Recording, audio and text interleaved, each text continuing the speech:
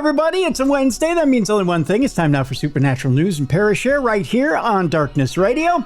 I'm your host, Tim Dennis, and right across from me is our co-hostess this week. She's intelligent. She's lovely. She's got a brain much bigger than any one of us sitting in this room. I mean, I'm the only one sitting in this room. I have some stuffed animals behind me. I mean, I don't think they have brains. I haven't asked them lately. I mean, we talk every once in a while, but it's weird when we do it on camera. I don't want you to see it. By the way, we are on video, in case you haven't checked us out on video lately, darknessradioshow.com. Anyways, I digress. This intro is going way too long. Ladies and gentlemen, here's Jessica Freeburg. Hi, Jess. Hello. That got really weird. It did. It got weird. It got awkward. I haven't done one of those in a long time. So I just figured I'd do it this time. That's all right. I like being smarter than your stuffed animals. Thank you, Tim. Well, I mean, I meant to say you're smarter than I am. I'm not smarter than my stuffed animals was what I was trying to get at. You see the Bigfoot one right there? Yeah, I love him. He's so cute. He is, isn't he? I got that actually from a little buddy of mine, Esri. So she sent me that. That's my little goddaughter. She sent me that one right there. Yeah, my little Bigfoot one. So yeah. Adorable. Yeah, that's the one I talk to the most. I have a Bigfoot behind me, too. It's on my piano. Can you see it? Maybe not. Let me see here. Do you? It's a sign. Oh, it says, yeah. Caution, Bigfoot breeding area. Yeah, you know what? I have one of those signs as well. Yeah. I love it. Yeah, I got one of those as well. I also have a X-Files sign. By the way, that Bigfoot breeding area sign, I will, by the time people see this, I will have those up on the Darkness Radio Show store. Ooh, really? I'll have a few of those for sale. Yeah. So if they want Awesome. if they want to buy some of those, I'll have a few of them for sale. Also, X-Files metal sign. I believe, or I still believe, or whatever it is. The poster that was in Mulder's office. I have a few of those for sale as well on the Darkness Radio Show store site. Those will be up, metal signs. And there's a cute little Halloween sign that says, "In this house we believe in," and it's got little Halloween or horror movie icons, little caricatures. Ooh, yeah, I want all of those. Yeah, so they'll be up on the Darkness Radio Show store site as you listen to this show. So check that out. Big show this week, Jess. Big show this week.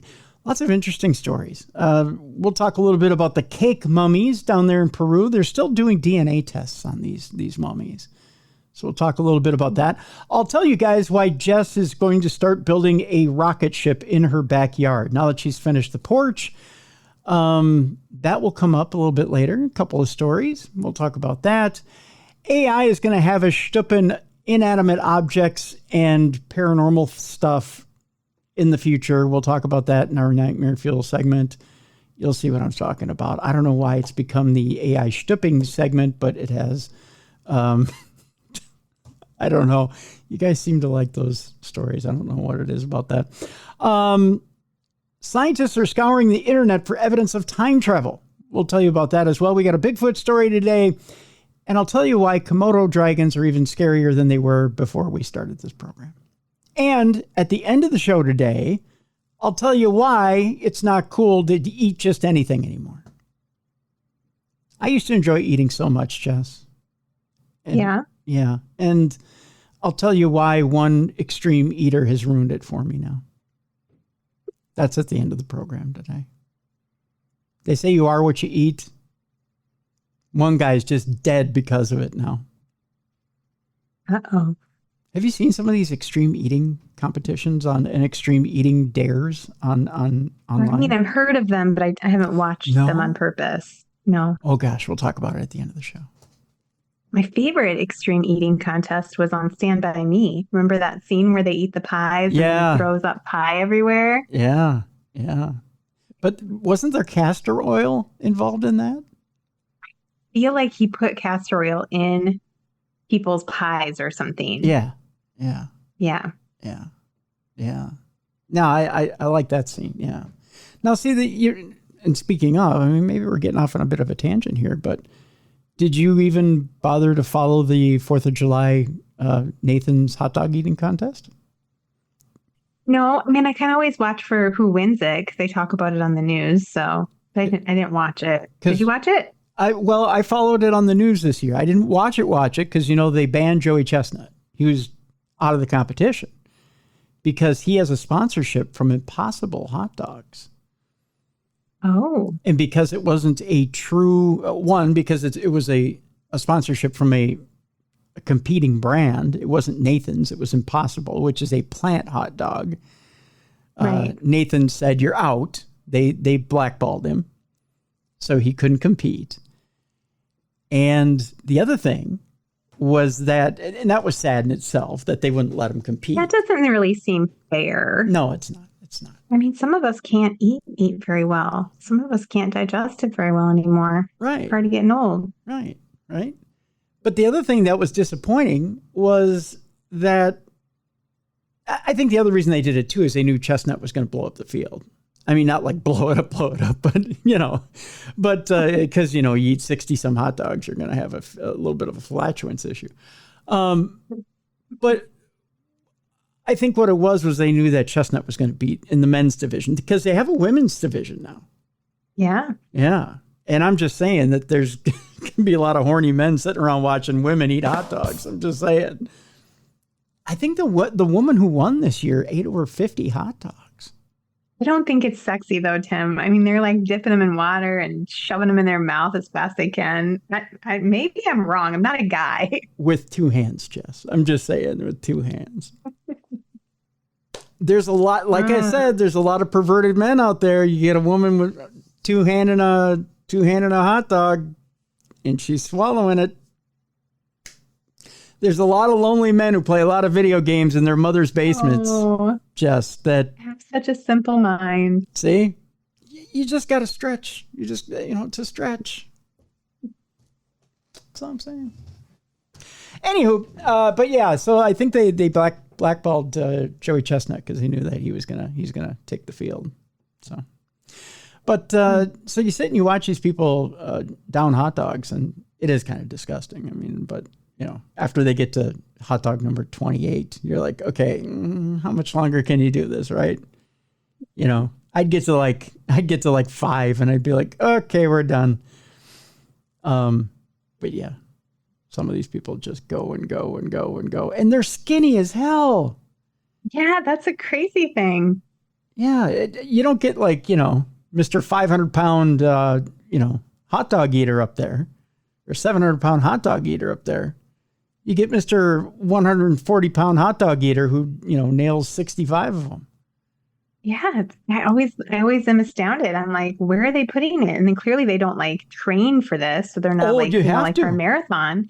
You think they're stretching their stomachs out to eat all those hot dogs? They'd have to eat heavier then. You have to, Jess. You have you ever seen these guys train? They train. They do train. They train? Yes, you have to train for this.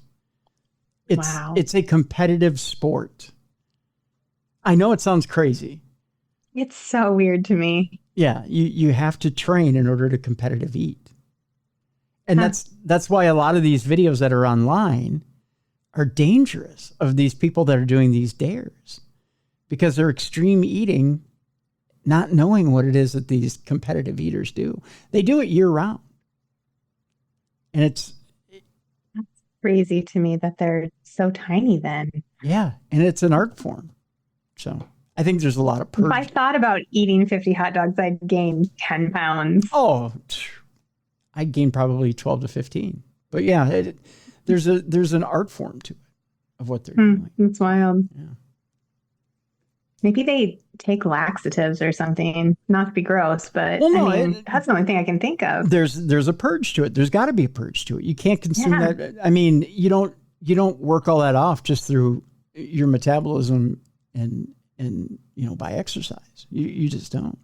So you have to get rid of it somehow. So you have to purge. You're right. There's probably laxatives and vomiting involved. Yuck. Yeah. So on that happy note, let's get into today's show. I had mentioned that the cake aliens, where we're going with purging, So Bruiser had this thing about the Peru aliens thinking they were made out of cake.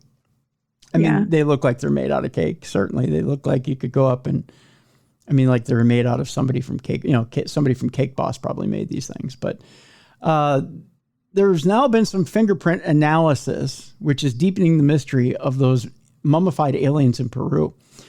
Back in 2023, Jaime Maussan, a controversial figure even in the UFO community, presented what he claimed to be 2 alien bodies at a formal Congress hearing in Mexico City. Now, supposedly found buried between the Peruvian cities of, I believe this is Palpa and Nazca in 2017, the 2 bodies reportedly contained unknown DNA and were, as Maussan put it, not from this earth.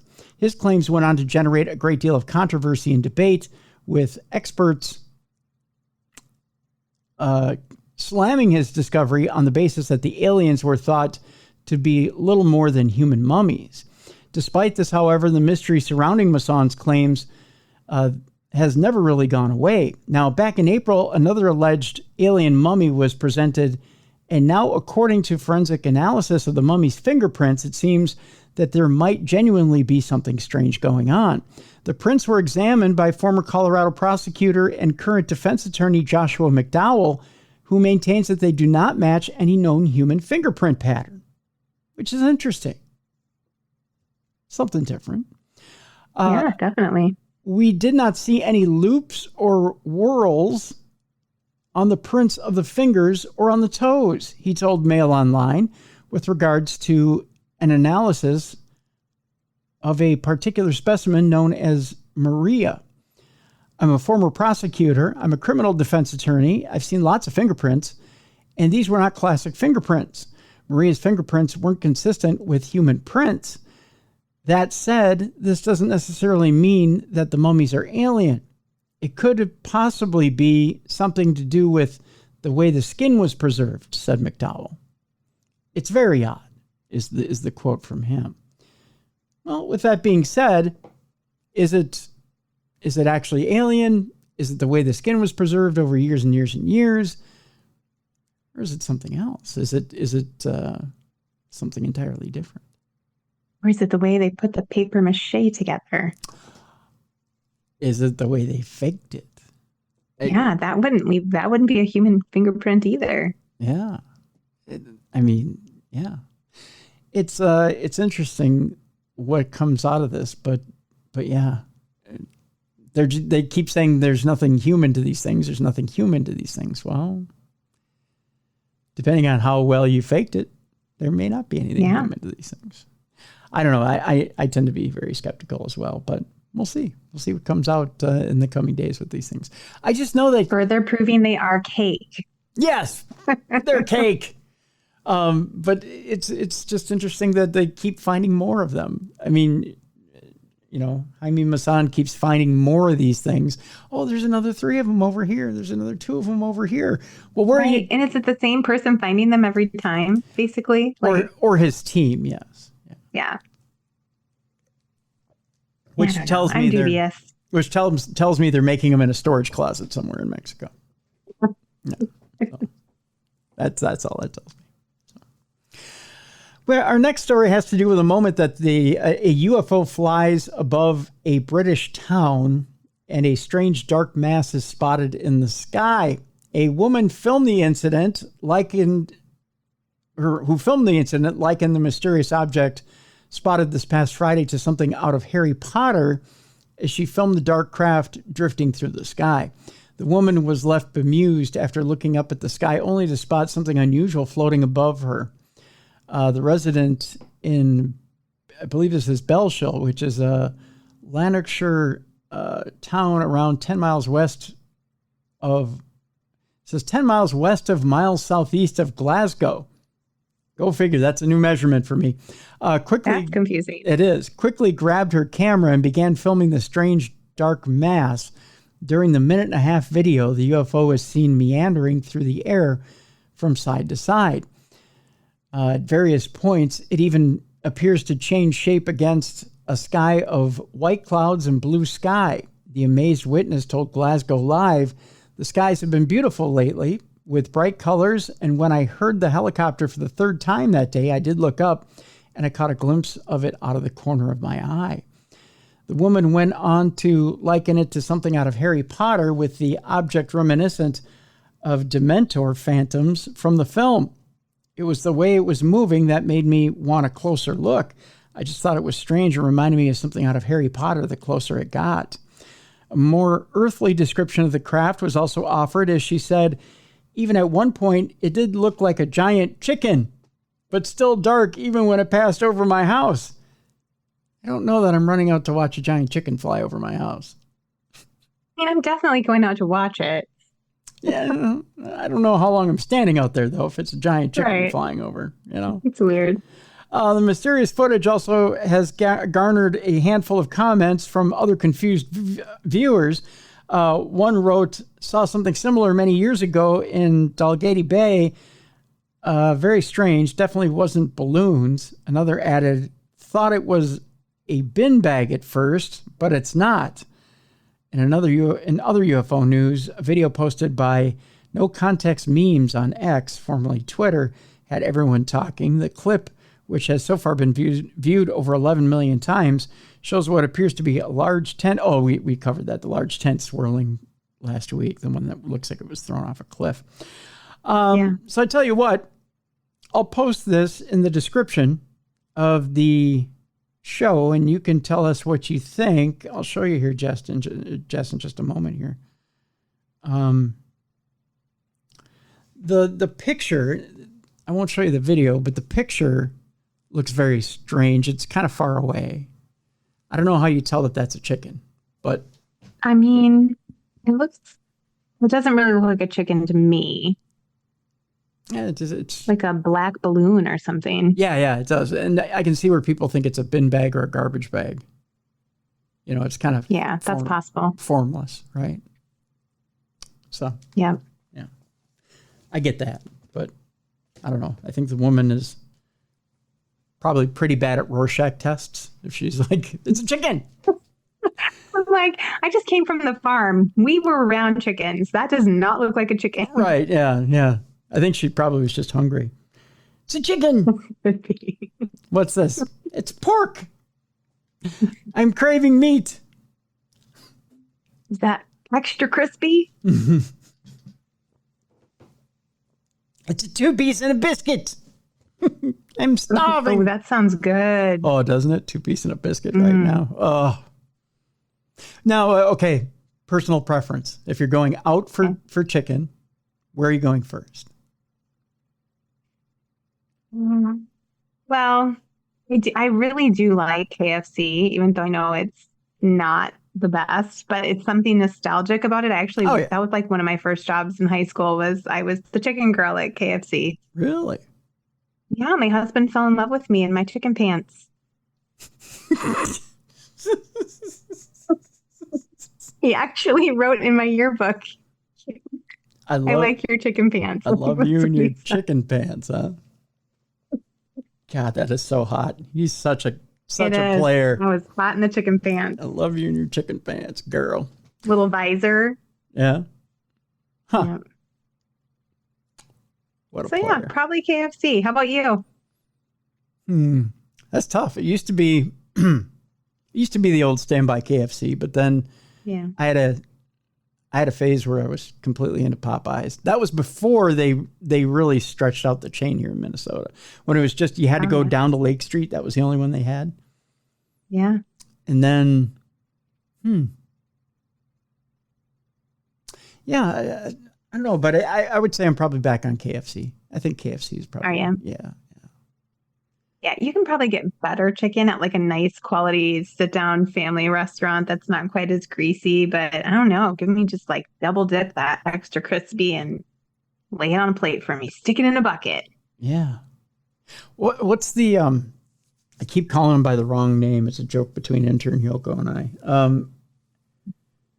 I. What's the sit-down pizza buffet restaurant? Oh, Pizza Ranch. Pizza Ranch, yeah. I keep calling it the Chicken Ranch. They have really good. They have the really good fried chicken. I know it sounds like a prostitution ring when I call them the Chicken Ranch. That's why I call it the Chicken Ranch. They have really good fried chicken. They do. Yeah, their food is good. We were just talking about that the other day because we don't go there very often. But that's such a, like my small town that I grew up in, like everyone around, like all the small towns, they have Pizza Ranch. Like that's the one restaurant you're guaranteed to find. Yep. So another thing I grew up eating. Yeah. It's if you're in a small town, it's that or it's Cracker Barrel. You'll find one of those two. Yeah. And but yeah. So if it's not KFC or Popeyes, it's the Chicken Ranch. I can't bring myself to call it Pizza Ranch. I got to call it Chicken Ranch. I don't know. Chicken is better than the pizza. That's right. It is, isn't it? It is. Yeah, the chicken's better than pizza. Yeah. Okay, back to the news. I'm sorry. I got on a tangent again about food. Look at me. Oh, speaking of food. Okay, no, I'm not off the tangent yet. I got to mention, I said it online. I mentioned it on social media. I was over at Jelly Bean and Julia on Friday. Oh my God, Jess, let me tell you. Oh yeah. This smoked prime rib I had at Jelly Bean and Julia. I got to take a couple of minutes. I got to rant about it. I got to rant, rave, and oh my goodness. Okay, so Corey gets a hold of me on Messenger, and he's like, "Buddy, you got to come over to J&J tonight."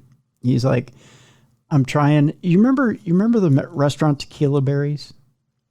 That was up in the Coon Rapids area. So now, Jelly Bean and Julia moved from Anoka to Coon Rapids, Minnesota. Okay.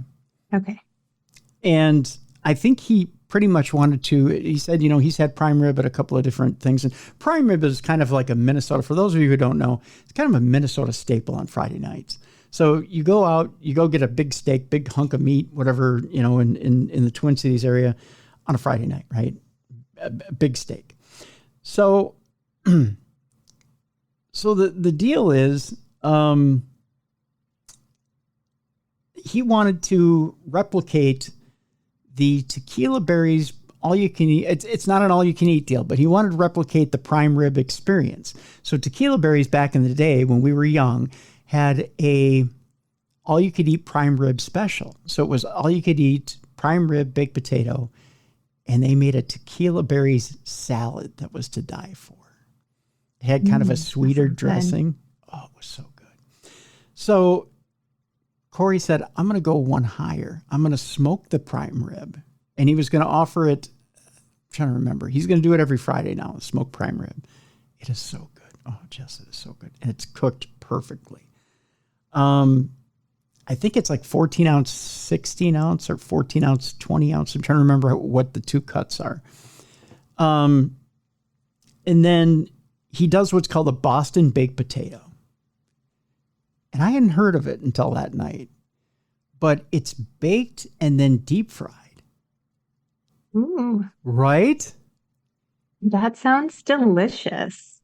You cut into it and it falls apart. It's done perfectly. And it's not dry at all. How some baked potatoes can be a little dry. Perfect amount of moisture. It's just perfect. Perfect. Sounds so good. I'm drooling. Yeah. So and then craving it. You can get it loaded. You can get butter and sour cream. You can get it however you want, this Boston baked potato. And then they do a version, instead of the salad, instead of the tequila berry salad, most Minnesota people will know what I mean when I say tequila berry salad. They do a tequila berries coleslaw because you're at a barbecue joint. Okay? Yeah. So, and you want something with a little bit of crunch. So he does a tequila berries coleslaw, and it comes in this giant bowl. So it's like a family style bowl, so you can pass it. So, Oh, that's awesome. Yeah. So, and then you get this garlic Texas toast, which it's amazing. So, and the great thing about Jelly Bean and Julia is that the ingredients are all natural and it's all locally sourced. So I love it. So even like the Boston baked potato, it isn't deep fried in harmful oils or grapeseed oils or anything like that. It's deep fried in like brisket tallow and avocado oil. which you may go, in what? But it tastes amazing. It is just, oh yeah. Bringing the flavor of the brisket into the actual oil that you're frying it in. Yeah. Yeah.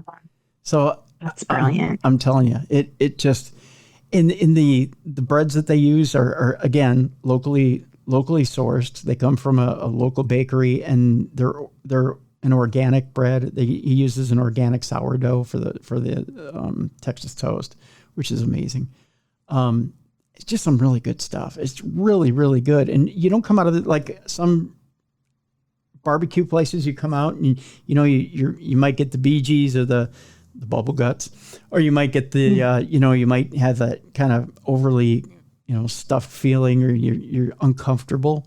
You don't feel that way after you've been at Jelly Bean and Julia's because of that good food, right? Yeah. So man, I'm telling you, it was such a good meal. It's probably, and again, I've had a lot of good meals at Jelly Bean and Julia's. This was probably ranked number 1 or number 2. This was such a great meal. So Corey's adding it to the menu over there at Jelly Bean and Julia's. 2500.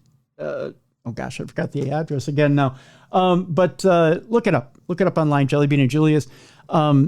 It's in Coon Rapids. It's the old Grumpy's over there in Coon Rapids. But it's 2501 Coon Rapids Boulevard, Northwest. There you go. Thank you, Jess. I pulled it up because I'm trying to figure out if it's too far to take my husband on a date. No, it's not. It's not. No, you definitely need to. It's not. We're going to go. Definitely need to head over there.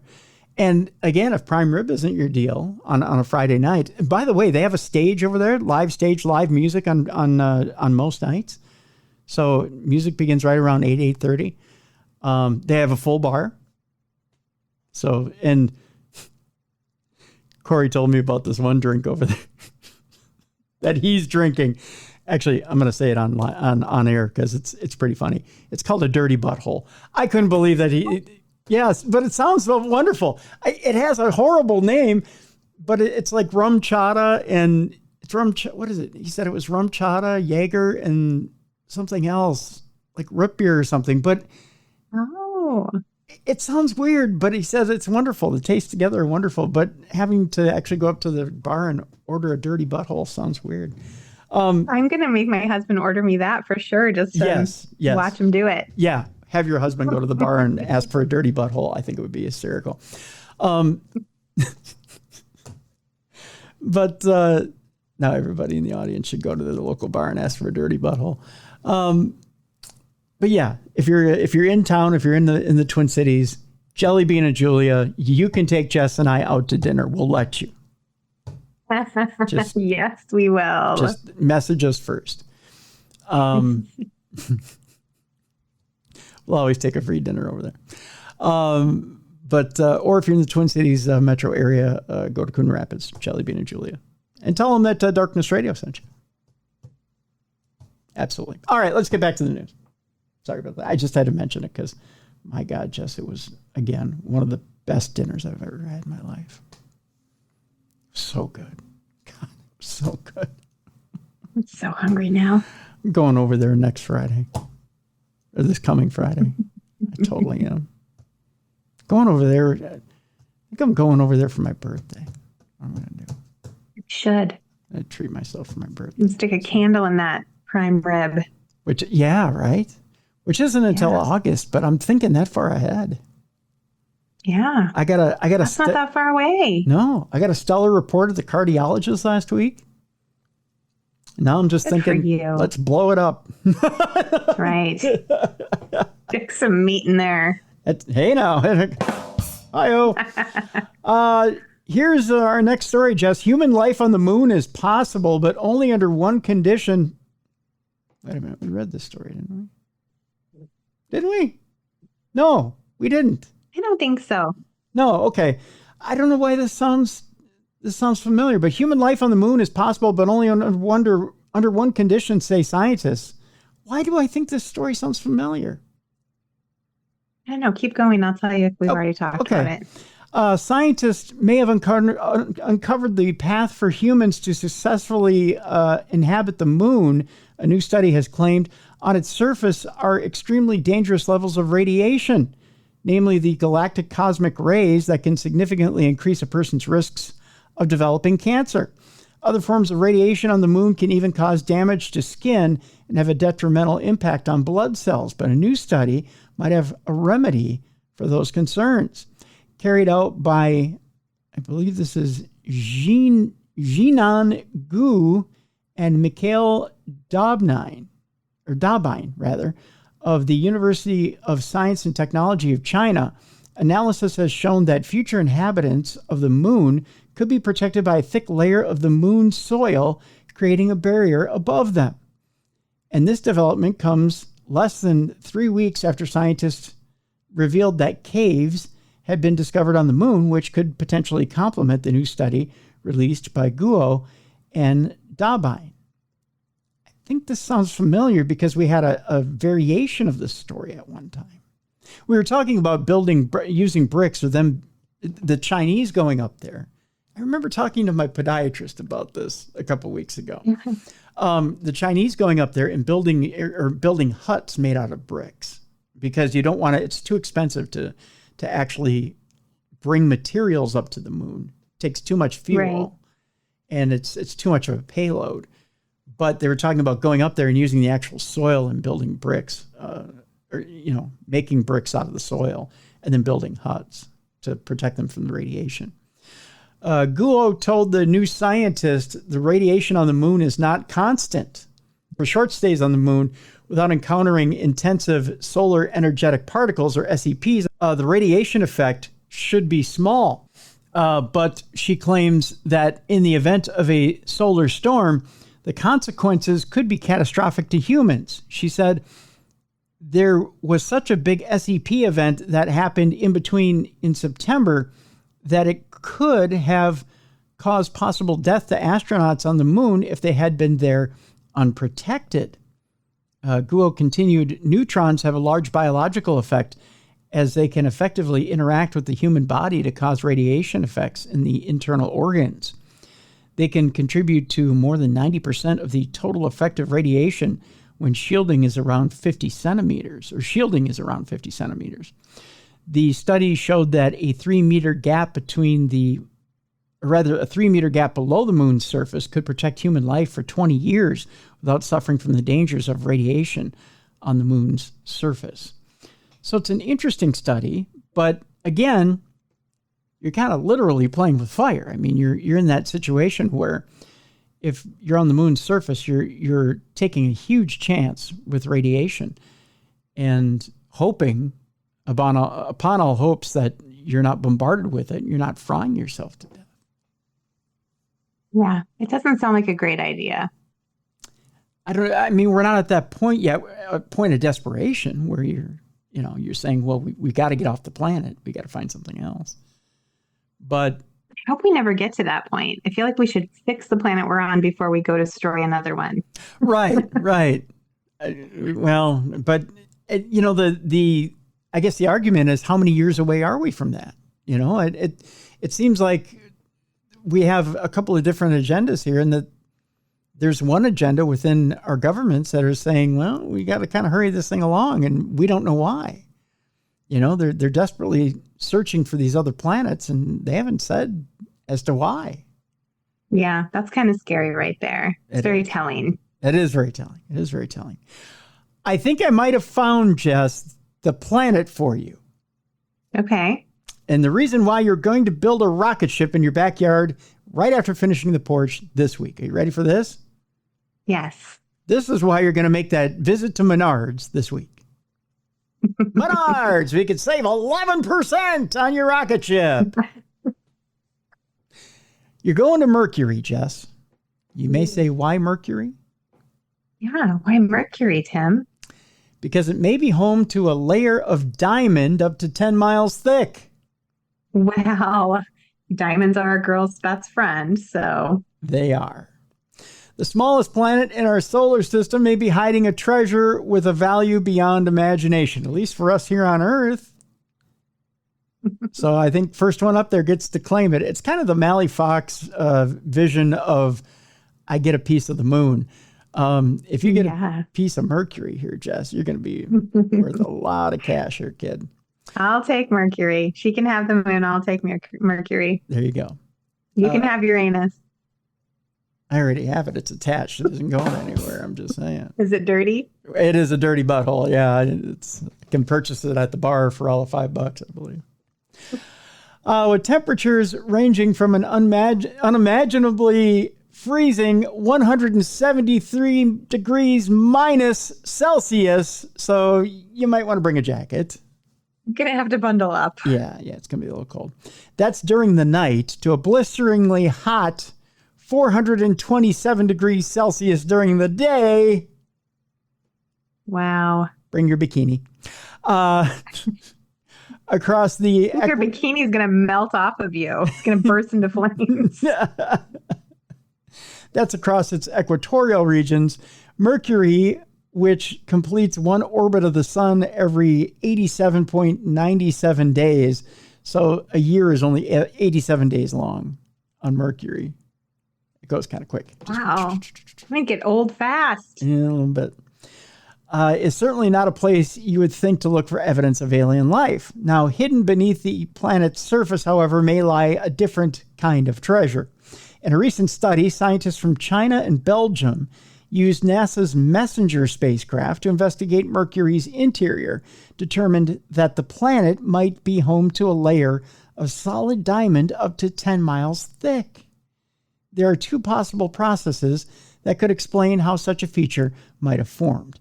First is the crystallization of the magma ocean, but this process likely contributed to forming only a thin, very thin diamond layer at the core or mantle interface, said researcher Oliver Namer.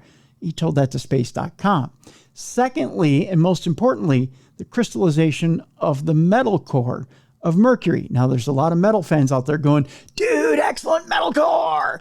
No, that's not what we're talking about. We're actually talking about the metal core. You got to take a breath in between those. Of course, Mercury is not the only planet that might harbor large quantities of buried diamond. The Earth itself is thought to be home to over a quadrillion tons of it deep down beneath the surface. There's still hope, Jess. We just got to start digging. That's right. Although, don't dig all the way to China. Just saying. Because you're going to miss it. If that's what it takes. Yep. Actually, accessing those buried riches, however, remains, for the most part at least, impossible, is what they're saying in this article, to get to all those diamonds. But that's for a pessimist to say. An optimist would say, just watch me. Anything's possible, Tim. That's right. You just got to have a big enough shovel. Just saying. You can do it yourself. All right, we're going to take a break. When we come back, we'll tell you why AI is already smarter than you math geeks. It's already been proven. You can put your pencils down. Just saying. Or you put your protractors back, or your, what's that thing that used to come out of your pocket that you could take out and you could manually figure out math problems with? I don't remember what it was, but anyways. One of those old school things. Yeah, that's obsolete now. And your Texas Instruments calculators can go back to the manufacturer. Just saying. You've already been beaten by AI. We'll also tell you why AI is getting freaky deaky on you. That's coming up next. We got old-fashioned ghost stories for you today. We'll tell you why a friend took a terrifying photo in their attic, and now people say they would move out of the place. I love these fraidy cats. I really do. We're going to talk about an old-fashioned monkey witch. Ooh. I'm going to tell you why I want to become a witch. It's coming up after the break. I don't think it's all that terrifying, but there's some people who think this monkey witch is the scariest thing on wheels. And at the end of the program today, we're also going to talk about fairies today. We're going to talk about fairies. We'll talk about time travel. And we're going to tell you why extreme eating is bad for your health. So bad you could die. That's coming up at the end of the program. It's a Supernatural News Wednesday.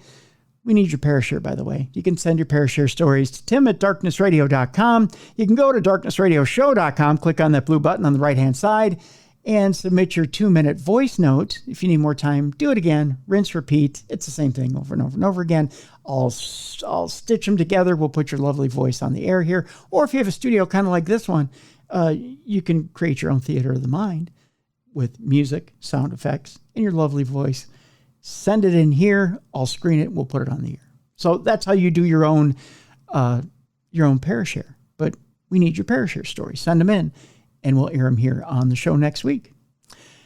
More Supernatural news coming your way with Tim Dennis and Jessica Freeburg right here on a Supernatural News Wednesday on the best in paranormal podcasting. This is Darkness Radio.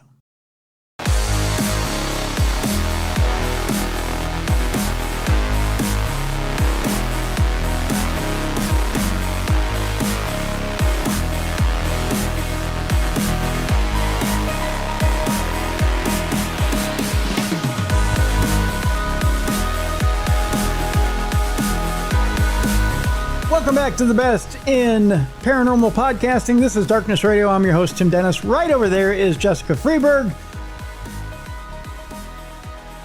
I don't know if I'm in a happy mood today, Jess. Normally I'm all happy, cheery, smiley. Yeah.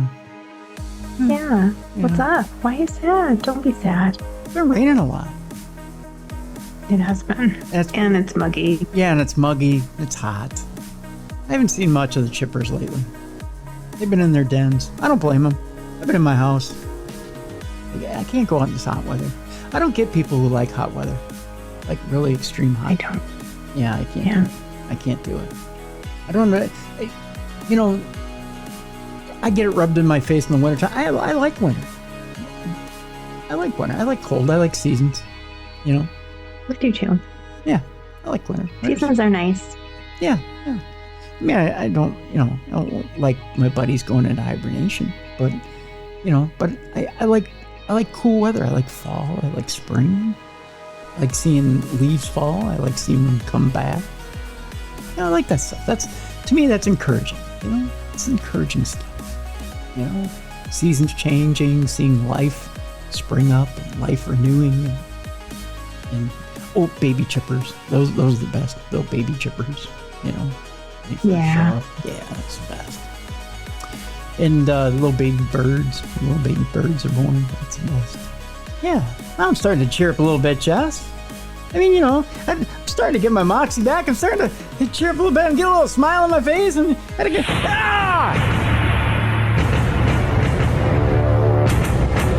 They can't let me have one, Jess. Nope. I don't know what it is. Well, we'll start it off with this, because you kids seem to like this stuff. Humans will be bonking robots and realistic elves in the next 50 years. Wait, what? That's what it says in this headline, Jessica. Oh, no. Robots and realistic elves. We need to get people away from the Lord of the Rings movies. I think that's what it is. We do. Who's touching people themselves during Peter Jackson movies? I don't know. I mean, like I said before, I'll never shame you for your kinks, but it's kind of different. Who's looking at Frodo and going, oh, God, yeah. God, yeah. What? No. It looks like the days of monogamy are well and truly behind us now, with sex experts claiming we could see a rise of friends with benefit situations and, interestingly, more elves and aliens. I worry about this country. I am so afraid for us. Yep. I really am worried. Is it really that tough just to go up to somebody you're interested in and just say, hey, I got nothing going on right now, do you? I mean, is it that tough? More people will have multiple partners in the future, according to sex experts. I don't think elves and aliens are multiple people. Do they really count?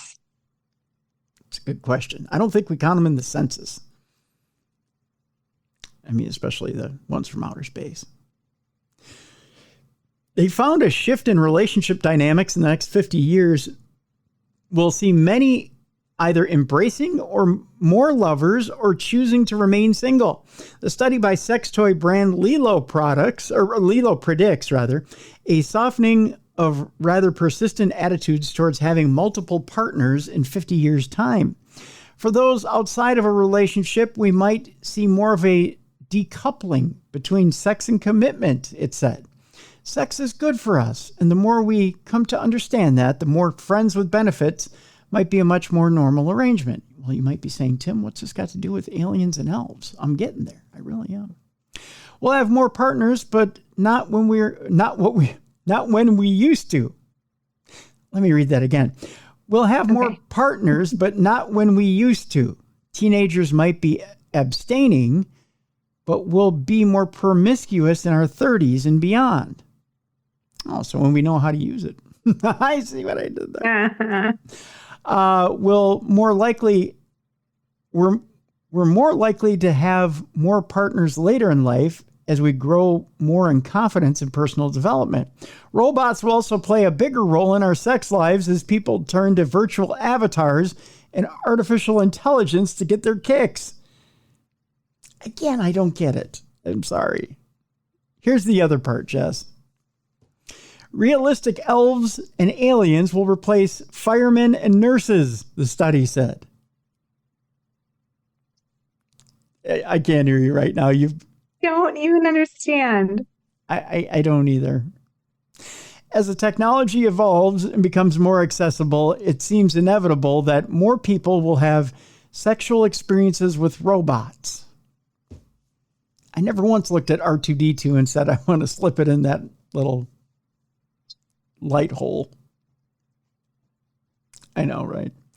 In 50 years, there will be a lot more robots around and they will have a lot of personality. I'm glad people are falling in love with their personality, albeit one that is programmed into them. We will interact with them frequently, whether they are working alongside us, delivering our parcels, or helping to look after us as we age. That is so creepy. The chances are we will treat a lot of these robots as if they are alive. And we might consider ourselves in a relationship with some of them, even if it is not sexual. You might have a platonic crush on your robot. Yikes. Possum? Postie. On your robot Postie. Jess, can you see yourself maybe in the future being taken care of by a robot and thinking, he's kind of hot? No, Tim, I can't. I mean, I definitely can see where you can get like emotionally connected to something like, like when I use Chat GPT, I will say, thank you. Mm-hmm. Like, I'll type thank you to it. Mm-hmm. So there is like this level of thinking it's almost human, even though I know it's not. But I don't think I could fall in love with a robot. I don't think so. How about you? No. No. By the way, do you find this attractive at all? Not even a little bit. Oh my gosh, that's a creepy looking alien with a giant head. It is, yeah, isn't it? I don't know. No. Yeah, look at that hot, bony body with the bulbous head. Hey, that's no way to talk about me. I'm just saying. No. But no, I don't. No. And to think that, I don't know. I don't even get, like, right now they're doing like the Miss AI beauty contests and stuff. I don't even get into that. Yeah. No, it's too weird. I don't like it. Yeah. Yeah. Have you done any of the AI filters on yourself or anything like that? Have you? I mean, the furthest I've gone is like the Snapchat filters that you send to your kids, when it looks like there's spiders coming out of your head or, something fun like that. Yeah.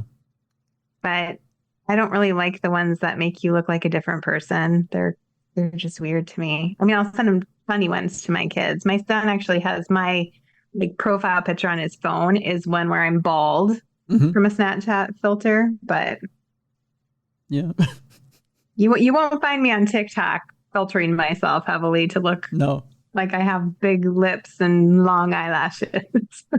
Oh, I have that photo of not a view of myself. I'm just saying. So, there you go. Well, Jess, meanwhile, You math geeks can all retire now. You've been outdone. DeepMind has hit a milestone in solving math's problems and AI's next grand challenge. AlphaProof showed its prowess on questions from this year's Mathematical Olympiad, a step in the race to create substantial proofs with artificial intelligence. In other words, it's smarter than you are. You could just go back to being a geek. After beating humans at everything from the game of Go to strategy board games, Google DeepMind now says it's on the verge of besting the world's top students at solving mathematics problems. Like they needed any more of a downer in their confidence. Let me take the one thing you got going for you and take it away. I am the best at math. No, this AI is. Well, fuck you. Right? I mean, sorry, kid. Here's the wedgie. Yeah. I'll just put my own head in the toilet. The London-based machine learning company announced on the 25th of July that its artificial intelligence systems has solved 4 of the 6 problems that were given to school students at the 2024 International Mathematical Olympiad. The only thing they had left for them. Those poor kids. In Bath, UK this month. The AI produced rigorous step-by-step proofs that were marked by 2 top mathematicians and earned a score of 28 out of 42, just 1 point shy of the gold medal range. So AI almost got a gold medal in this deal.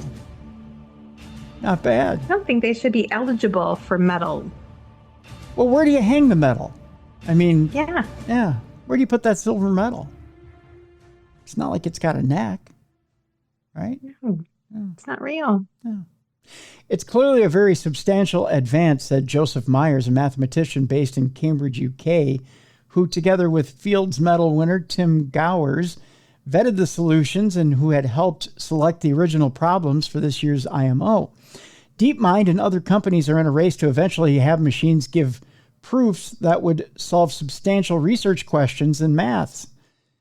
Problems set at the IMO, the world's premier competition for young mathematicians, have become a benchmark for progress towards that goal and have come to be seen as a grand challenge for machine learning.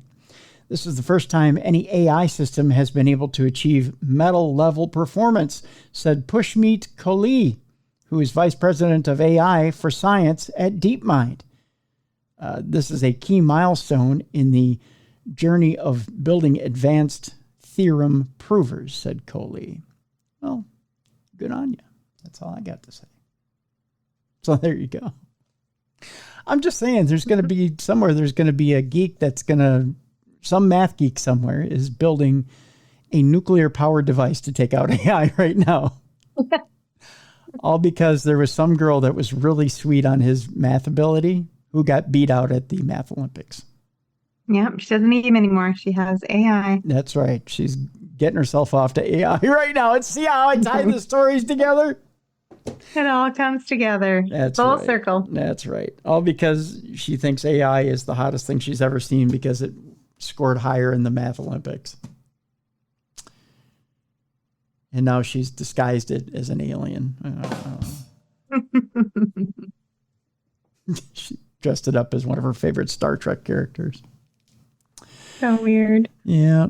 Well, that's what we've become. That's what we've become. Yeah. Cheers. Let's move on to our next story. The headline on this one is, my friend took this terrifying photo in their attic and people say they'd move out. You ever seen a photo so terrifying you'd move out, Jess? No, if it was really terrifying, I think I'd want to move in. Yeah, right? You could solve the mystery. Yes. People are convinced that an eerie image of a messy attic shows a ghost peering around the doorway, with some suggesting that they'd be forced to move home if they captured the picture. And then as I go down to read the picture, Jess, this is what I see. Boo, kids. Bra. Big bra. Yeah. Oh, yeah, that'll make me go home. Not really. A chilling image has emerged online, and it's left some people saying that they'd move out if it was taken in their house. The picture was shared to the Ghost Caught on Camera group on Facebook this past week by Gente Andritsos from Belgium. They wrote in the caption, a friend of mine caught this on camera in the attic. What do you guys think? The image shows the door frame of a rather ordinary attic room. However, eagle-eyed viewers might be able to spot what seems to be a ghostly face in the top left of the door frame. The figure becomes more clear when the brightness of the image is enhanced. Some people on Facebook seem convinced it was a genuine ghost. The post racked up more than 1,000 likes and hundreds of comments. It's scary looking and terrifying. I don't think I could ever go up in the attic again after seeing that, one comment said. Another person wrote, I'd be moving the F out. That's what I think. And in a similar vein, a third Facebook user wrote, oh, heck no, I'm out. Other people seemed more bothered about something else in the photo, the mess in the attic. One joked, with all that clutter in the way, I would fall over. So don't worry, forget about it. I think fall over the ghost. A second said, the poor ghost is peeking around the door thinking, I'm not going in there till you clean that mess up. To be fair, it's a lot neater than any attic I've ever had. Some people are so particular. It's an attic. In sharing their own creepy encounter, a final commenter said, I had a similar occurrence earlier nights ago when I returned home after training. I went to let myself in and saw a gray pile of something immediately to the right in the corner of my patio. I reached down thinking it was a parcel that had been left for me, and it immediately disappeared. Interesting. So let me show you here, Jess, if I can, what this photo looks like. I don't think, now that I've built it up, I think you're going to be like, and what? You're going to be like, wah, yeah. Wait. Do you see anything? No, I'm trying so hard. This is supposedly a lightened up version of the photo, too. I had a hard time. I mean, I see wheels. So like an upside down wheelbarrow or something. Yeah, Is it behind there? I couldn't see it. I'll be honest with you. I don't see anything. I couldn't see it. I tell you what, I'll post this one as well in the description of the show so that you can take a look as well and see if you see anything, because I had a tough time seeing it. I don't see the ghost. I don't see anything either, but like I have old eyes, so I don't think my cheaters need to be stronger. I don't think it's you. I think it's truly pareidolia. I think it's yeah. I think it's just people seeing stuff. So I think so often it is, and especially if you get an image and you have to enhance it to see it. Yeah. I don't know. Yeah. I'm dubious. No, I think you're absolutely right on that deal. Let's talk a little bit about why. There's an interesting article here from Life Science talking about why some people feel happiness near death. It's an interesting article, like literally people who are on the verge of passing away. The quote here is, I'm as happy as I've ever been in my life. A palliative care researcher explains how death can help people appreciate life. When you purchase, Simon Boaz, who wrote a candid account of living with cancer, passed away on July 15th at the age of 47. Now, in a recent BBC interview, the former aid worker told the reporter, my pain is under control, and I'm terribly happy. It sounds weird to say, but I'm as happy as I've ever been in my life. It may seem odd that a person could be happy as the end draws near, but in my experience as a clinical psychologist working with people at the end of their lives, it's not that uncommon. There's quite a lot of research suggesting that the fear of death is at the unconscious center of being human. William James, an American philosopher, called the knowledge that we must die the worm at the core of the human condition. But a study in psychological science shows that people nearing death use more positive language to describe their experience than those who just imagine death. This suggests that the experience of dying is more pleasant, or at least less unpleasant, than we might picture it. In the BBC interview, Boaz shared some of the insights that helped him come to accept his situation. He mentioned the importance of enjoying life and prioritizing meaningful experiences, suggesting that acknowledging death can enhance our appreciation for life. Despite the pain and difficulties, Boaz seemed cheerful, hoping his attitude would support his wife and parents during the difficult times ahead. Boaz's words echo the Roman philosopher Seneca, who advised that to have lived long enough depends neither upon our years nor upon our days, but upon our minds. A more recent thinker expressing similar sentiments is the psychiatrist Viktor Frankl, who, after surviving Auschwitz, wrote Man's Search for Meaning in 1946, in which he laid the groundwork for a form of existential psychotherapy, with the focus of discovering meaning in any kind of circumstance. Its most recent adaptation is meaning-centered psychotherapy, which offers people with cancer a way to improve their sense of meaning. So, here's how happiness and meaning relate. In two recent studies in palliative and supportive care in the American Journal of Hospice and Palliative Care, people approaching death were asked what constitutes happiness for them. Common themes in both studies were social connections, enjoying simple pleasures such as being in nature, having a positive mindset, and a general shift in focus from seeking pleasure to finding meaning and fulfillment as their illness progressed. The writer of the article says, in my work as a clinical psychologist, I sometimes meet people who have or eventually arrive at a similar outlook on life as Boaz. One person especially comes to mind. Let's call him Johann. The first time I met Johann, he came to the clinic by himself with a slight limp. We talked about life, about interests, relationships, and meaning. Johann appeared to be lucid, clear, and articulate. The second time, he came with crutches. One foot had begun to lag, and he couldn't trust his balance.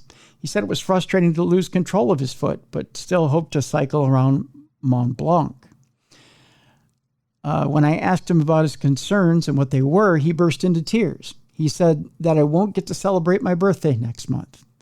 We sat quietly for a while and took in the situation. It wasn't until the moment of death itself that weighed on him the most. It was all the things he wouldn't be able to do again. Johann arrived at our third meeting supported by a friend, no longer being able to grip the crutches. He told me that he had been watching films of him cycling with his friends. He had concluded that he could watch YouTube videos of others cycling around Mont Blanc. He had even ordered a new expensive mountain bike. I wanted to buy it for a long time, but was tight-fisted, he said. I may not be able to ride it, but thought it would be cool to have it in the living room. For the fourth visit, he arrived in a wheelchair. It turned out to be the last time we met. The bike had arrived. He had it next to the couch. There was one more thing that he wanted to do. If by some miracle I were to get out of this alive, I would like to volunteer in domestic care services, 1 or 2 shifts a week, Johann said. They work hard and it gets crazy sometimes, but they make such an incredible contribution. I wouldn't have to be able to get out of the apartment without them. My experience of patients with life-threatening disease is that it's impossible to feel happiness alongside sadness and other seemingly conflicting emotions. Over a day, patients can feel gratitude, remorse, longing, anger, guilt, and relief, sometimes all at once. Facing the limits of existence can add perspective and help a person appreciate life more than ever. The reason I bring up this article is kind of interesting. So I've been at weird places in my life. I've had sepsis. I've stared down the barrel of death. And I've had different instances where chronic illness has had me about as down as you could be. And I relate to the article where you're truly laying there saying, you know, if I get one more shot, give me one more shot at this, where I can get up on my feet and I can get going again. And I promise I'll make the best of it, right? And there's something to be said about happiness and simplicity. And when you get one more chance, right? And it's important to remember simpler things and what happiness truly is. Because I think we overcomplicate what happiness should be. You know, you tell yourself, well, if I had $100,000 in the bank, I'd be happy. Or if I had $10,000 in the bank, I'd be happy. And then you happen to get $10,000 in the bank and you go, well, you know, if I had $100,000, I'd be happy. Right? Right. and you set the bar higher and higher. Or if I had this car, I'd be happy. Well, you happen to get that car. Well, if I had a better car, I'd be happy. And you keep setting the bar higher and higher. If I could only get my kids to this point, I'd be happy. Well, they get there. If I could only get them here, then I'd be happy. And you move the bar because you think, well, if I could just achieve more and more. But that's the nature of humans. The nature of humans is to want to keep rising above the station at which you're at. Right. You want to keep achieving. You want to be better and better. Otherwise, what's the point of life? Right? And we're naturally competitive with each other. Not just ourselves, but each other. But sometimes it's therapeutic and cathartic to step back and take a look at everything and take a look around you and just say, you know what, I can sit out on this porch and I can look at the trees and look at the animals and look at the color of the grass or the dew on the grass and be pretty in awe of everything that's here and be happy. Yeah. And just be in the moment. And to get to that moment is harder than to be happy with the car you just bought. Yeah. Yeah. It's a daily practice of shifting your perspective. You have to think of choosing to be happy because we have so much stuff going on. But physiologically, you cannot feel those two conflicting emotions at the same time. You cannot feel anxiety and gratitude at the same time, or sadness and happiness at the same time, because what controls that emotion trigger is the same biological part of your body. So you can only really feel one or the other in any given moment. So when you choose to focus on the happy stuff, you kind of knock out those moments of sadness, at least for a little bit. Mm-hmm. Yeah, it's very true. Very true. And it's tough to make one over the other or do one over the other when you're. Yeah. And sometimes you have to feel sad. Because things are sad and you have to feel that, but also life is beautiful. Mm-hmm. And sometimes we miss it. And sometimes when you're drowning in one emotion, it's hard to switch that emotion off and be happy. And just like you said, Jess. But there's times where you have to shake off that emotion and get happy and try to find it. And realize that there are other people who are suffering through bigger circumstances than what you are at this point. And that's so hard to conceptualize too. It is. It's true. And perspective. And remember that every situation is temporary. There's nothing permanent. There really isn't. When you get to a certain age, you just realize that there's not a situation that you can't work yourself out of. Everything comes around eventually. It's a hard perspective to maintain. But, bad times don't last. They just don't. No. So. I see that a lot with my kids as they're adults now, and they're going through hard things. And then they get to the other side and they look back like a year later, like my son with football, like that was his life. Now he looks back at having to give it up because of all the concussions and his injuries as like a gift, because he never would be in the place that he's at right now. And he's just so happy. Yeah. Yeah. Yep. Perspective. Exactly. Well, I'm about to give you my perspective on monkeys once again. Okay. I'm telling you, nobody ever went along with my perspective of monkeys in restaurants. I agree with you. I am right there with you. I think it's just us, Jess. Nobody ever wrote me to say, hey, we need more monkeys in restaurants. We're the only ones? Mm-hmm. That's crazy. I know. Well, we're about to combine monkeys and witches. Maybe we'll start a new monkey cult with this. I don't know. I saw this story and I thought, hey, this is cool. But there evidently are people that are terrified by it. So, I guess we'll have to read about them. There's a supernatural monkey witch that is running wild as terrified locals are cowering in their homes. I might invite her over for dinner because I got 1,000 questions. Yes. Yeah, like, why pick the monkey? I mean, and what is it about the monkey that you decided to, dedicate your life to? I mean, I get it, but you don't like put them in a pot and stir them up, do you? Because that would be bad. But if the monkey's like a token or a symbol that you worship, hey, I'm all for it. And how do we join the cult? I'm just I'm there. Yeah, I'm there. I'm right there with your sister, right? Oh, The Sisterhood of the Monkey sounds like a great movie. Oh, yeah. It's like a Bruce Willis movie, right? Like an old one. An eerie story is unfolding in Central America where a mythical creature known as the Mona Bruja or Monkey Witch. I'm gonna put that on a jersey. Mona Bruja. Yes. It just comes off. It's your band name. Yeah, Mona Bruja. Oh, that would be a good band name, wouldn't it? Okay. Yeah, ladies and gentlemen, coming to the stage, Mona Bruja to First Avenue.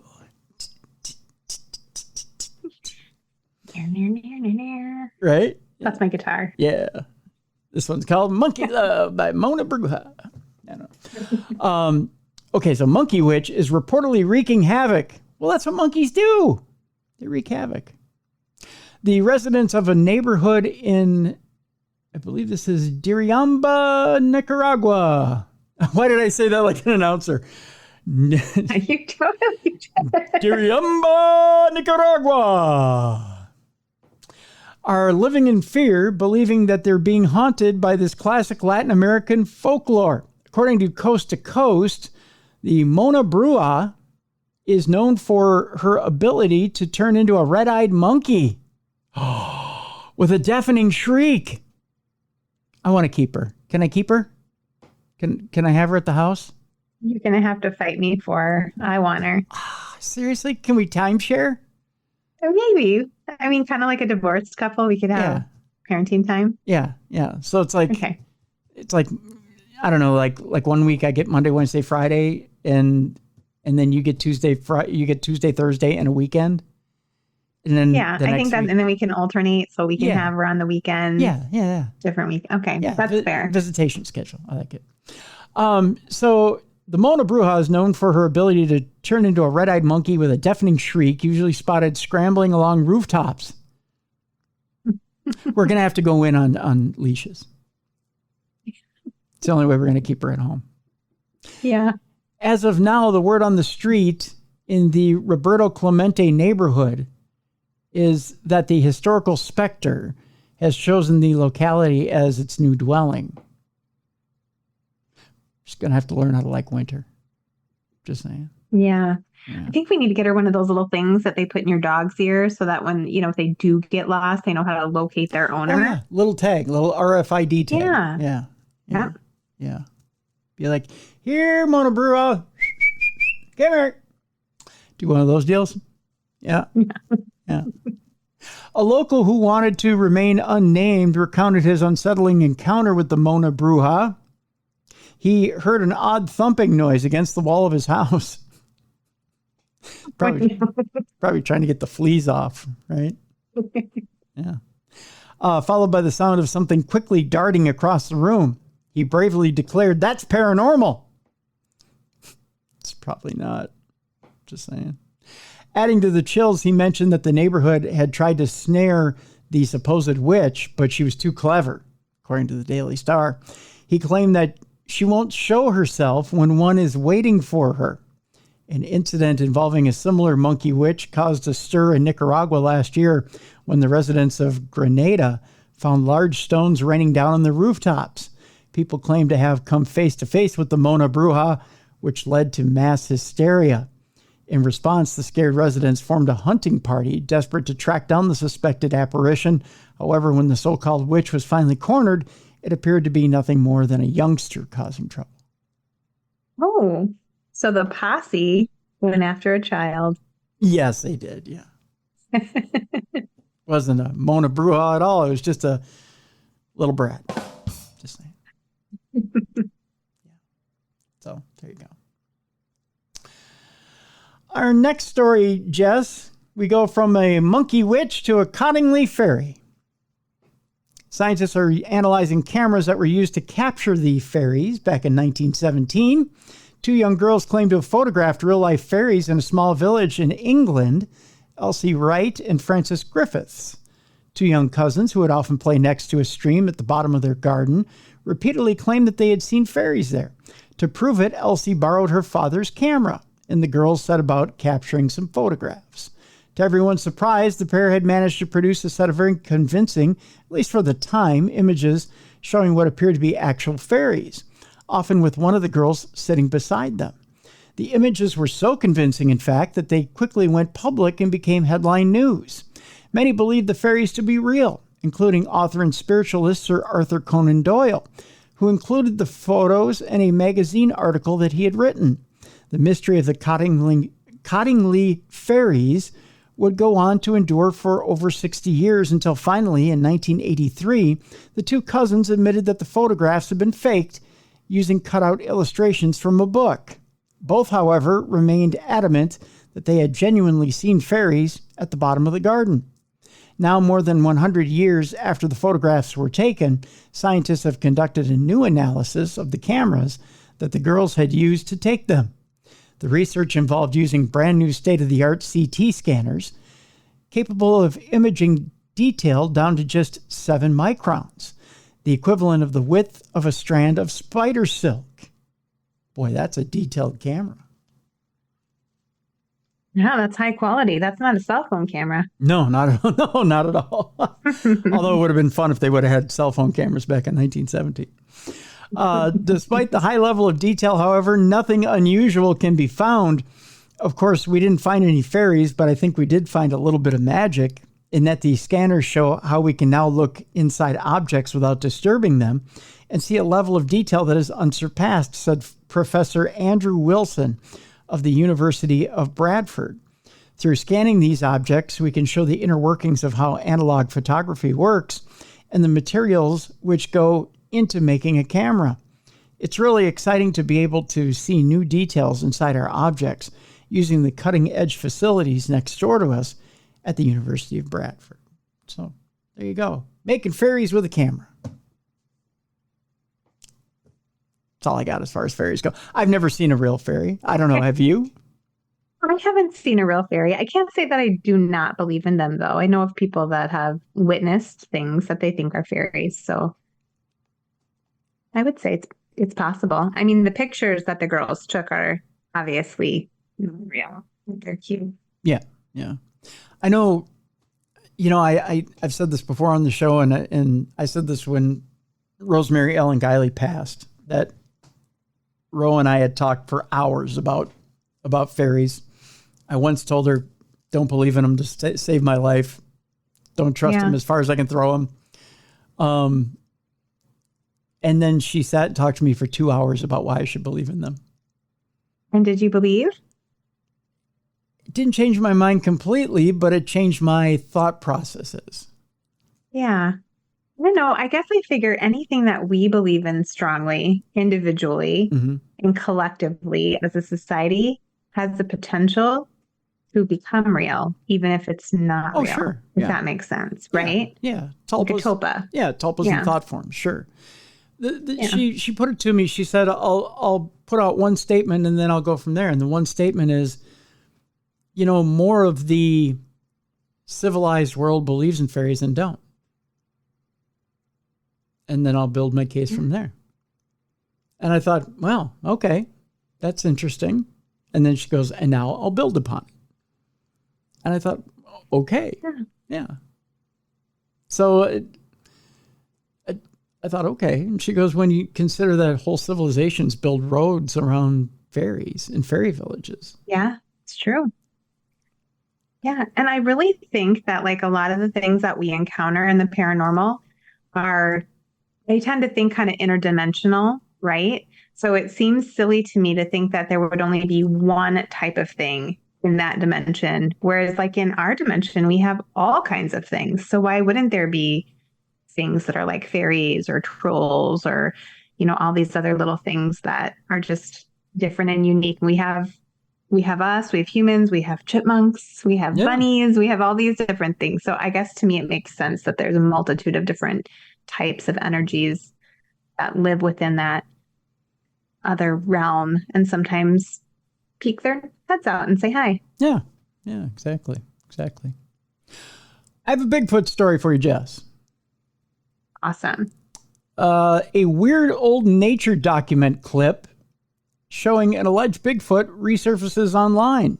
So it's something we can all go out and watch. A short clip from a nature documentary shows what appears to be a humanoid figure moving near to a herd of caribou.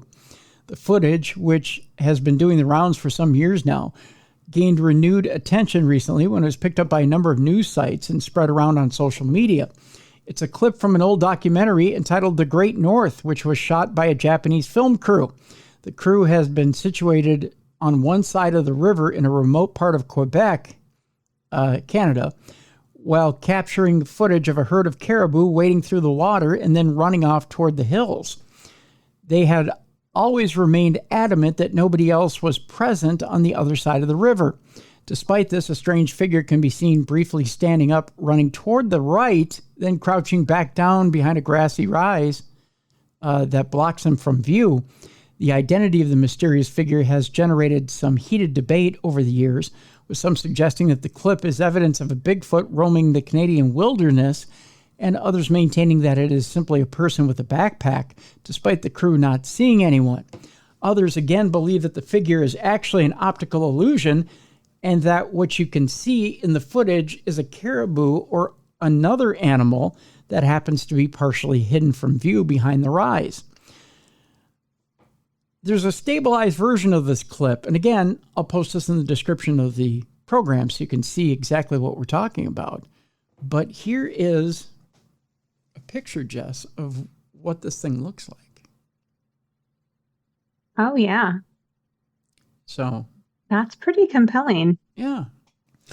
So it's a little more than just a man standing out there. It looks like an actual, it almost looks like a shadow of an ape of some sort. Yeah, it does. It's very wide and thick. Yeah. So interesting stuff. Our next story has to do with scientists who have scoured the internet for evidence of time travel. And the question remains, could a potential time traveler have inadvertently posted information about future events online?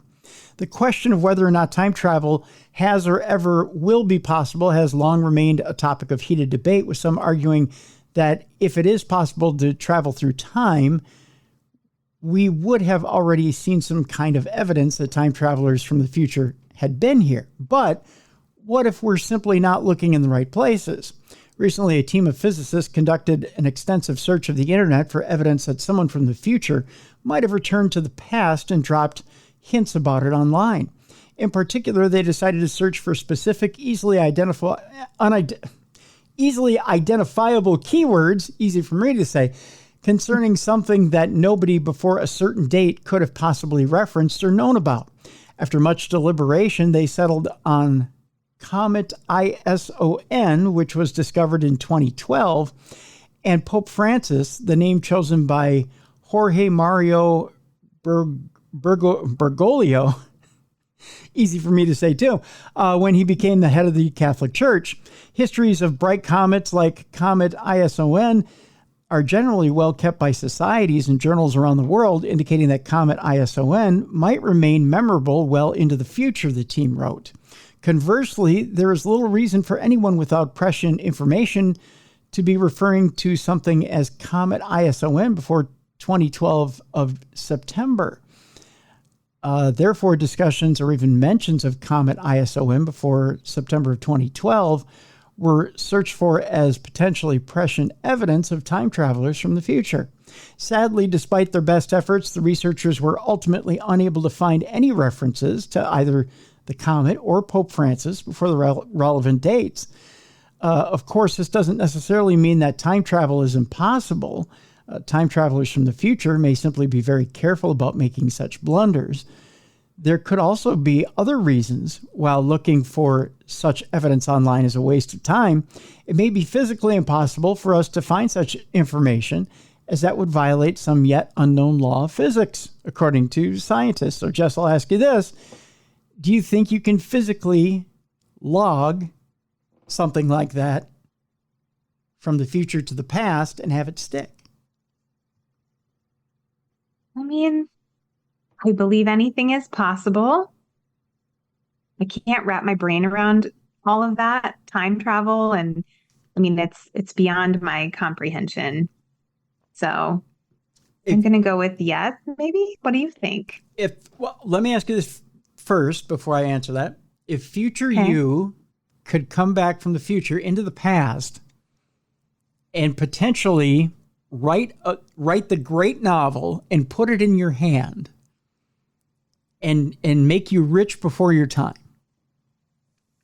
would you do it? Yeah, because I think that there could be repercussions changing sure, the actual outcome, right? So then probably not. So if you're a time traveler and if you're, let's say you're trained in that before they let you travel, then probably not. See, because you don't want to mess everything up. If I could get away with it, I think I would. Would you? Yeah. But you might think you could get away with it and you don't know what you're going to affect. Just ask Michael J. Fox, you know? I would think if there were a possibility that it could be done, like let's say for this podcast, for example. Yeah. If future me were to say, I know a trend, an upcoming trend in podcasting, and I can go back in time and tell my past self, this trend is coming up in podcasting. Catch the wave, do it 6 months before, a year before. Yeah. And get on board before it even becomes hot so that you're at the forefront and make a ton of money off of it and get the show exposed to everybody in the world and become a household name. What's the harm? Hard to say. Are you negatively impacting the journey that present you is supposed to have? Like maybe something terrible could happen if you become super wealthy. Maybe you'd invite the wrong type of person into your life who would want to be your friend because now you're this millionaire and you marry this beautiful woman. Well, intern Yoko won't allow that, but I'm just saying, what if your whole future changes, and it seems like it's for the best, but really it's for the worst. And now she's trying to poison you with fentanyl and have people run you over with cars. Making reference to yesterday. Yeah, well, but I see where I see what you're putting down. But then the argument could be made there that nothing happens to a person who knows what their character is before or after money enters the equation, right? Maybe. I don't know. If you stick to what your character is, or you stick to good character, nothing should happen one way or the other. These are the conundrums that we must figure out before we start traveling in time, Tim. Yeah. I don't know. I mean, that's the classic. Would you kill Hitler as a baby if you had the chance? You travel back in time. Yes. See, you automatically know the answer to that one.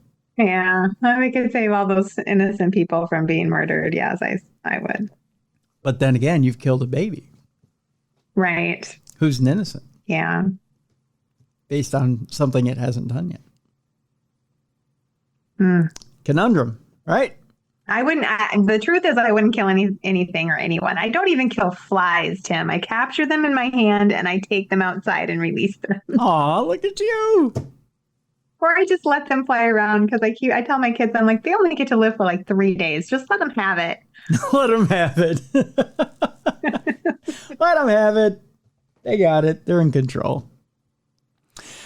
Well, speaking of things that I don't know. I think Komodo dragons probably live a little bit more than 3 days. Yeah. Yeah. They get pretty big. Yeah. Now they got something else going for them. You ready for this? Yeah. Komodo dragons have teeth coated in iron. What? That's according to a new study. Yeah. As if they weren't scary enough, in a world first, a species of animal has been found to have teeth coated in iron to help keep them sharp.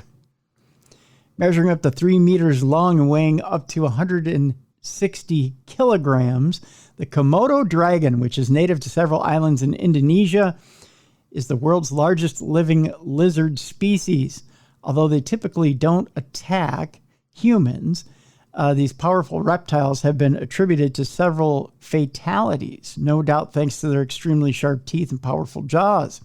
But there's one aspect of these teeth that makes the Komodo dragon particularly notable. It turns out that they are actually coated in iron to keep them sharp, something never seen before in any animal. So they got grills. That is wild. Isn't that something? The discovery was made when researchers noted that their teeth were covered in an orange pigment, which upon closer inspection was found to be enamel containing concentrated iron. That is bizarre. This would certainly explain why Komodo dragons can inflict so much damage on their prey. Researchers now suspect that other reptile species may possess a similar coating, although it is not currently possible to determine if extinct species like the dinosaurs might also have had it.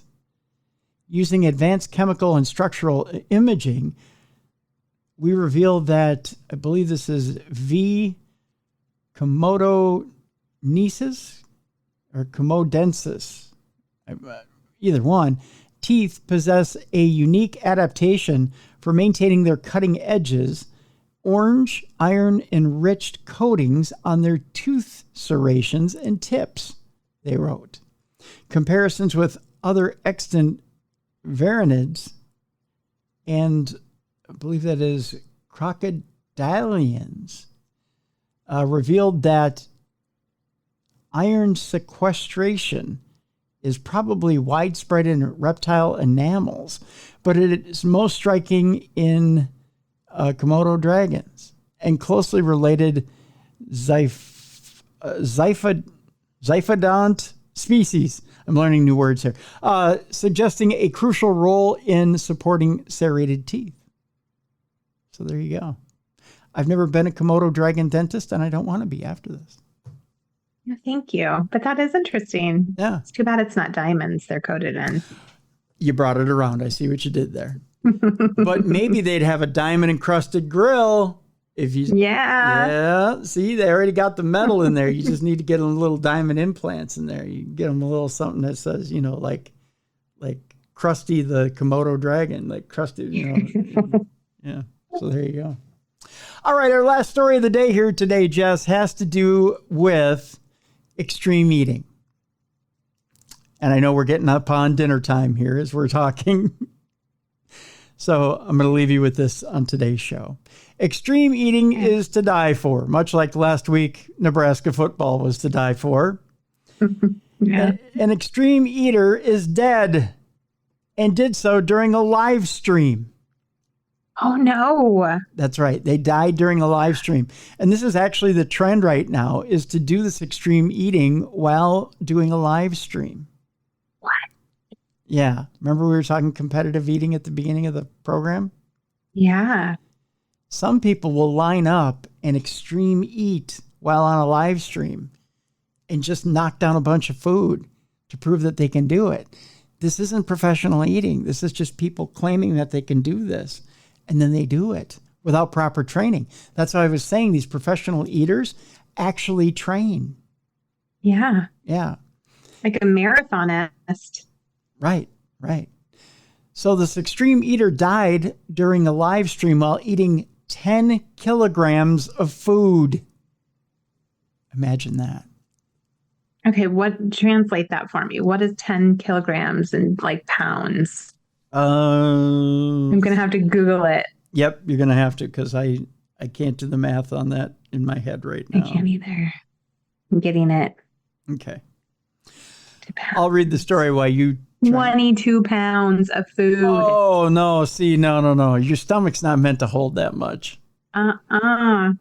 if you eat 2 pounds of food, that's a lot. Like a quarter pounder is a lot. Like, when you go to McDonald's. You're not supposed to eat anything bigger than your fist. Did you know that? Yeah, because that's how big your stomach is, right? Right. You're not supposed to eat anything bigger than your fist. 22 pounds. Yeah. So it says here, the act of eating outrageously enormous portions of food has become strangely popular online in recent years. The phenomenon, which originated in South Korea and is known as mukbang, I love the name, typically involves an individual eating a large amount of food while live streaming the whole thing to their fans over the internet. While it started out as a niche interest, over the years it has become increasingly popular and has spread all across the world, with some countries even moving to block or ban the practice. The biggest issue with it is when someone takes extreme eating way too far with fatal results. Most recently, 24-year-old Pang Xiaoting from China literally died during a live stream in which she had attempted to consume over 10 kilograms of food, including cake, chicken, and seafood. Why would she do that?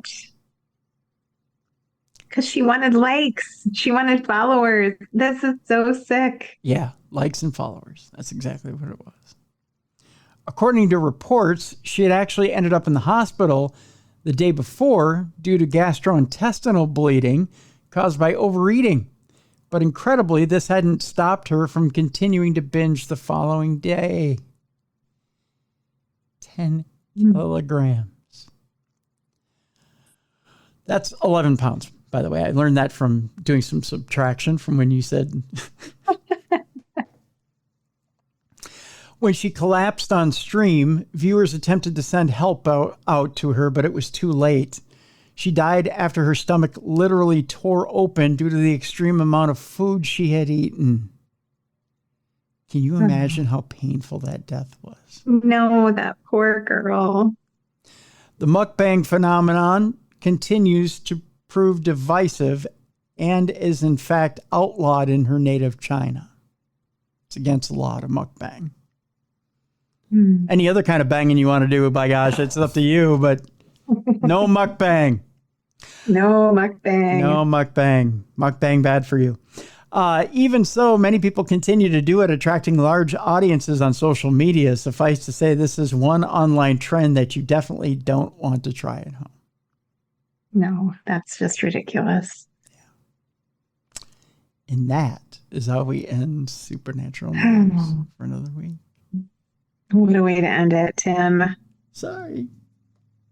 I mean, it was either that or it was either the mukbang or banging AI. I mean, I'm just going to go eat the tiniest little portions of dinner tonight. Yeah. Think about that poor girl who tried to down 22 pounds of food. Oh, so sad. Isn't that something? That is. Ugh. I just can't imagine that trying to eat that much food. No, we've created such a strange, I don't know the word I'm looking for, but vanity comes with social media where we want and we'll do anything for it. Yeah. It's so creepy to me. It's the America's Funniest Home Videos culture, from back in the day. Remember the show America's Funniest Home Videos? Yeah, like on steroids, though. Yeah. So much worse now. Yeah. People do anything to get their name out there, or to get their face out there. That 15 minutes of fame. It's scary. It really is scary.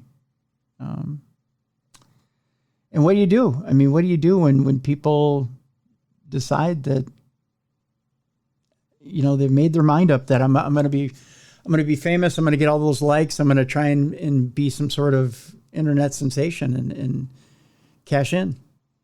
And they think, to me, that's like a new type of, mental illness. Like it's almost like something we need to start treating as a sickness. Yeah. Anyway, I won't drag this one on. No, it's okay. It's okay. I'm disturbed by it. Yeah, no. It is disturbing. That's for sure. It is disturbing. But just think, when you're on your planet, your diamond planet, you won't have to worry about it. You just you farm your diamonds, cash them in, and get rich, lady. That's all there is to it. I'm just gonna bundle up at night and have my swimsuit melt off during the day and my diamonds. That's right. Mine your diamonds. That's all there is to it. So, not only that, but then you can check your websites to see how many people have signed up for your trips. Yes. And if you guys want to sign up for the one in November, you do get a discount. If you want to use the discount code Darkness20, all capital letters, you can get 20% off and come join me. And Tim, are you going to come with me to this one? Yeah, the November one? Yeah. I'm thinking so. Yeah. Okay, well, come hang out with Tim and I. We're going to be all suited up in our 1920s attire. Yeah.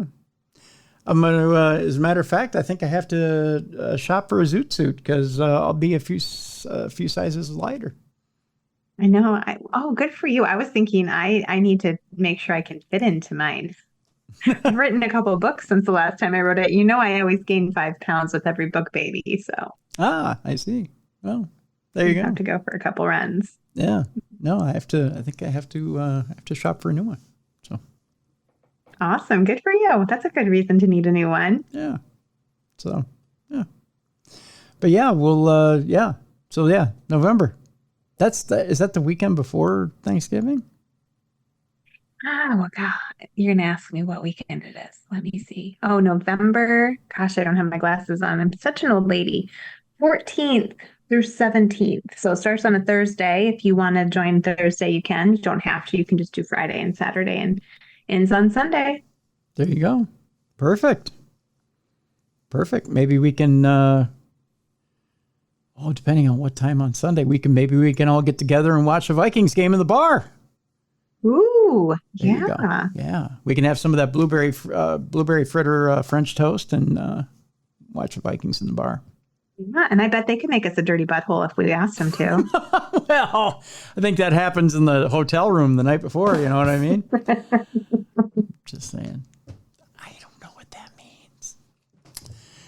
Anywho, but yeah, Darkness 20, we'll have a link in the description of this program so you can sign up for the trips. Also, Jess has 2 books for pre-sale. I'm trying to change the subject very quickly. Jess has 2... off the rails. Yeah, off the rails. Has 2 books for sale on the... link in the description of the program.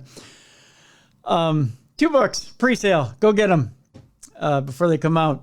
Tomorrow on the big program, I said I told you earlier that we're going to talk some ghost stories. I believe our guest tomorrow, Mike Kozlowski, we're going to be talking about American ghost stories on the show tomorrow. Mike's got a brand new book out there, jam-packed with some interesting hauntings that we will be talking about. That's tomorrow on Darkness Radio. Going to be a good one. Yeah. Getting back to basics tomorrow. So that's what we've got tomorrow. American Ghost Stories with Mike Kozlowski. That'll round out the week, and then we do it all over again next week. We got some good shows coming up in the next month or so. We've got on the true crime side. I don't even know that I should tease this again. I got people that want to steal my show ideas, so let's put it this way. On the true crime side, just as stellar as the Darkness Radio side, just as stellar. We're going to be dealing with some interesting topics. We're all over the board. Not just ghosts, not just aliens. We're going to be dealing with some different topics over the next month. Even Jess. Coming up in September, first week of September. Mm-hmm. Satan. It's gonna raise some eyebrows. Mm-hmm. Yeah. Last time we took on the Satan topic, people got charged. Yeah. Yeah. Controversial. It is a little bit. I don't know why, but it is. But we'll talk about it. Yeah. Yeah. Why not? Yeah. You got to get people. That's what we do. Got to get people's panties in a wad every once in a while. So, a couple of reminders before we leave you.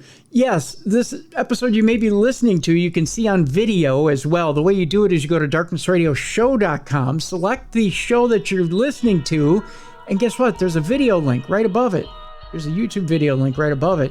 You can also subscribe. The original Darkness Radio is on YouTube. Go find it. You can see a lot of videos there as well.